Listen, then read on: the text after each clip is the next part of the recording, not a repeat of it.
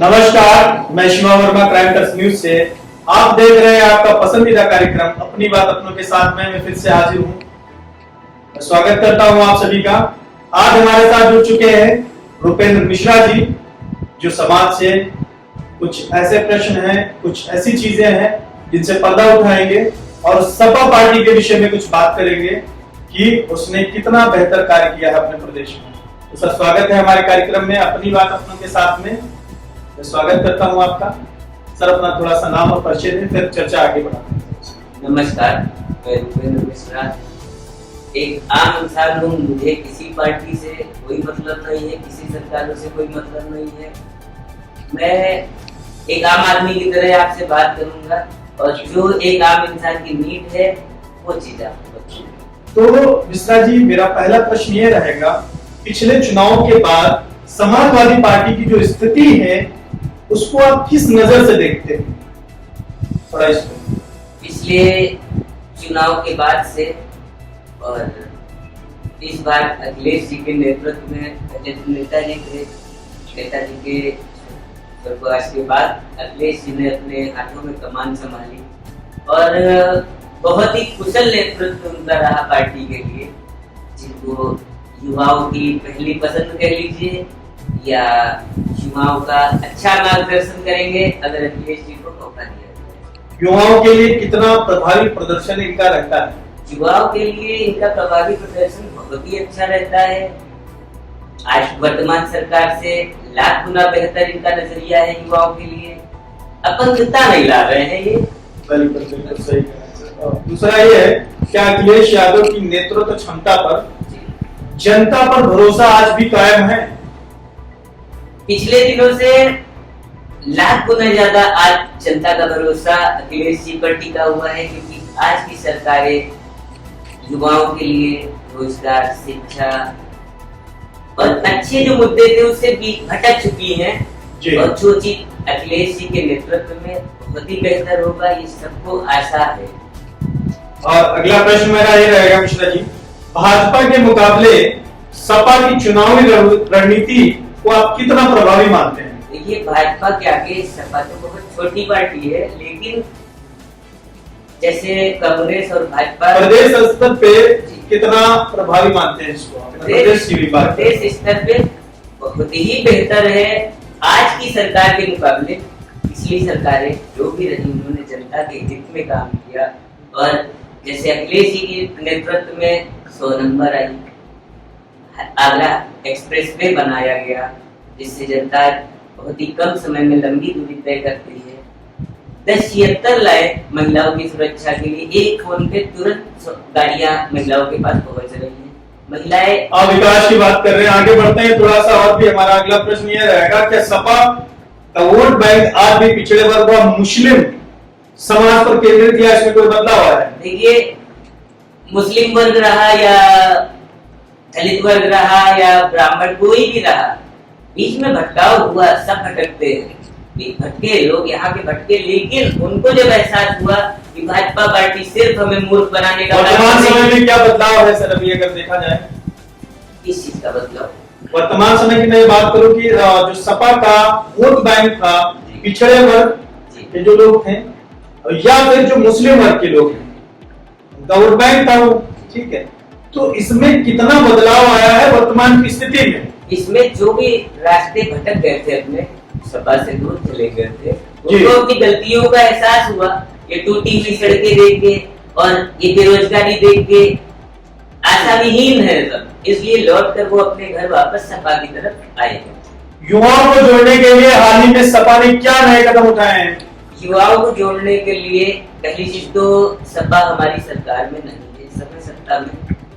और मैं सत्ता की सर बात नहीं कर रहा हूँ, मैं सिर्फ सपा को संबोधित इसलिए कर रहा हूँ कि सपा अपना जो कार्य प्रदर्शन कर रही है, चाहे वो प्रदेश में हो या अन्य प्रदेश में हो, जहां जहां उसकी सीटें हैं, जहां जहां उनके कार्यकर्ता हैं, तो उसका जो कार्यक्रम है जिस प्रकार से चल रहा है, युवाओं को कितना बेहतर मार्गदर्शन दे पा रहे हैं या युवाओं को हाल ही में जोड़ने के लिए नए कदम क्या उन्होंने उठाए? वो एक पढ़े लिखे कुशल नेतृत्व वाले शासक हैं। अगर अखिलेश जी को मौका दिया जाएगा तो उम्मीद है कि बेहतर से बेहतर काम करेंगे, जो माननीय मुलायम सिंह जी नहीं कर पाए उससे बेहतर काम अखिलेश यादव जी करेंगे। और युवाओं को बहुत उम्मीद है, क्योंकि अखिलेश यादव जी भी खुद युवा है और पढ़े लिखे बहुत ही सभ्य। प्रदेश में बढ़ती बेरोजगारी और कानून व्यवस्था पर सपा का क्या रुख है?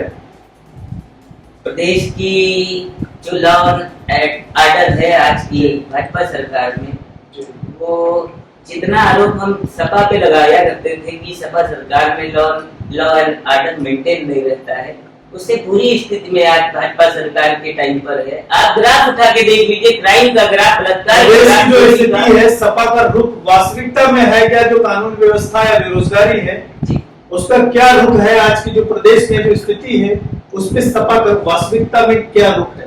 मैं ये पूछूं। सपा सरकार में अखिलेश यादव जी इतनी दुर्दशा देख के बहुत चिंतित है। जो युवाओं के साथ दर्दनाक घटनाएं हो रही, लाठियां चल रही है, अपनी मांग के लिए आदमी जा रहा है, उसके बाद भी हमारी सरकारें उनको लाठियों से मरवा रही है, उनके अधिकारों को छीना जा रहा है, उनके स्कूलों को बंद कराया जा रहा है। तो वो सारी चीजें उनके खिलाफ अखिलेश यादव जी खड़े, और उम्मीद है कि वो कुशल नेतृत्व करेंगे। बढ़ते हैं अगले प्रश्न की ओर बढ़ते हैं मिश्रा जी। समाजवादी पार्टी के गठन, जो इनका गठबंधन है, उसकी राजनीति को आप सफल मानते हैं या नुकसानदायक? देखिए, वो बहुत ही बेहतर पिछले दिनों से आज शुरुआती प्रदर्शन जो इनका प्रदेश में रहा, कहीं न कहीं इनका निगेटिव स्कोर रहा लोकसभा में, तो शुरुआत में तो नहीं, आज अगर देखा जाए तो आज का जो ग्राफ है बहुत बेहतर है। तो आपको क्या लगता है कितना सफल रहा है इनका गठबंधन में आना, या कुछ नुकसानदायक है? देखिए, जिस विषय में एनडीए गठबंधन में जितनी भी सीटें आई, पिछली सरकार जब सत्ता में रही सपा की, तो इन्होंने 36 सीटें लोकसभा में हासिल किया था। और इंडिया गठबंधन में जुड़ने के बाद सपा का क्या आपको लगता है कि सपा का कितना बेहतर प्रदर्शन है? इस बार बहुत ही शानदार, और इतिहास में पहली बार अखिलेश जी ने लोकसभा में लगभग 37 सीटें प्राप्त किया। इससे बेहतर और क्या हो सकता है? युवा पसंद कर रहे हैं इनको। दूसरा यह है कि जो सपा है, सपा का जो डिजिटल कैंपेन है, जनता तक कितना सही संदेश पहुंचा पा रहा है? डिजिटलाइजेशन सिर्फ माननीय महामानव, माननीय धरतीपति मोदी जी ने किया, योगी जी ने किया। बाकी डिजिटलाइजेशन कहीं न कहीं डिजिटलाइजेशन सपा सरकार ने बेहतर तरीके से चीजें नहीं आपको बताना चाहूंगा, डिजिटल सिर्फ मूर्ख बनाने का एक नया तरीका था, जिसमें जनता को रिझाया भाजपा सरकार ने, और ऐसा किसी सरकार ने नहीं किया। पिछली सरकारों ने वो जमीनी स्तर पे काम करते रहे, उसकी वजह से जनता ने उनको पसंद किया और पहचाना, मौका दिया। ठीक है। किसान और गरीब के वर्ग के लिए सपा की योजनाओं को आप कितना व्यवहारिक मानते हैं? किसान और गरीब का अगर कर्ज माफ हुआ तो सपा में माफ हुआ। ये भाजपा सरकार ने सपा में कितना माफ हुआ, माफ किया गया? तो मेरे हिसाब से जो मेरे आंकड़े हैं, तो कांग्रेस की सरकार में बेहतर से बेहतर जो है कर्ज माफी किसानों के लिए की गई। और सपा का ग्राफ देखो, चाहे आप प्रेजेंट टाइम में आप भारतीय जनता पार्टी की अगर बात करो, तो कहीं न कहीं इन दोनों का ही रहा है। मैं किसी पर्टिकुलर किसी राजनीतिक पार्टी के विशेष रूप में मैं चीजें प्रदर्शित नहीं कर रहा हूँ। तो आप जिस तरीके से सपा को कहीं न कहीं आप रख रहे हो वहां पे, तो उनके विकास के स्तर को कार्य को देखते हुए उन्होंने अच्छा प्रदर्शन किया। लेकिन किसानों के लिए जो पार्टी बेहतर रही है अभी तक जो रही है वो कांग्रेस है। आप ये समझ लीजिए, किसान और गरीब आदमी 70 सालों में उतना नहीं टूटा था जितना इन भाजपा सरकार में टूट चुका है। जितनी आत्महत्याएं आज भाजपा सरकार में किसानों ने किया, 700 दिन आंदोलन चला, उनके ऊपर लाठियां चलवाई भाजपा सरकार ने, उनके ऊपर गाड़ियां चढ़वाई। जैसे लखीमपुर वाला कांड ले लीजिए, कितने किसान मारे गए थे, क्या किया सरकार ने इसके लिए? किसानों के लिए, किसानों को सिर्फ मूर्ख बनाया है इस सरकार ने। किसी का 1 रुपया माफ किया, किसी का 100 रुपया छात्रवृत्ति। योगी जी ने, हमने एक वीडियो में देखा, 300 रुपए बच्चे को उतना बड़ा चेक उन्होंने दिया, जो चेक बनवाने में 1000 रुपया खर्चा हुआ होगा, उसकी राशि मात्र 300 दी। इन्होंने मजाक उड़ाया ऐसे। बात करेंगे अगले प्रश्न की ओर बढ़ेंगे मिश्रा जी। क्या सपा प्रदेश में भाजपा के विकल्प के रूप में मजबूत की स्थिति में है कि नहीं?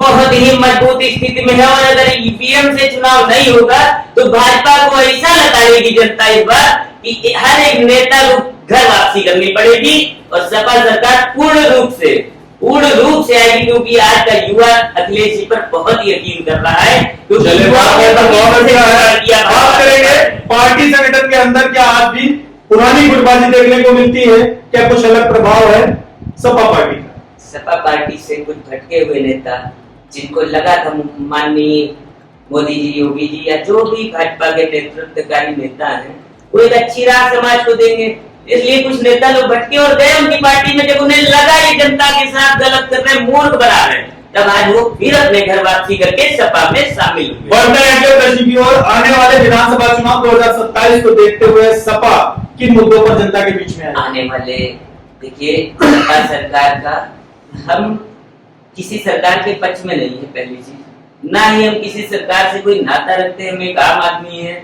एक आम इंसान को चाहिए रोटी, कपड़ा और मकान और सुकून मिले जिंदगी। आपको बता दूं, मेरा अंतिम और नहीं अभी ये चीज पूरी कर दूं आपको। उनके मुद्दे क्या है?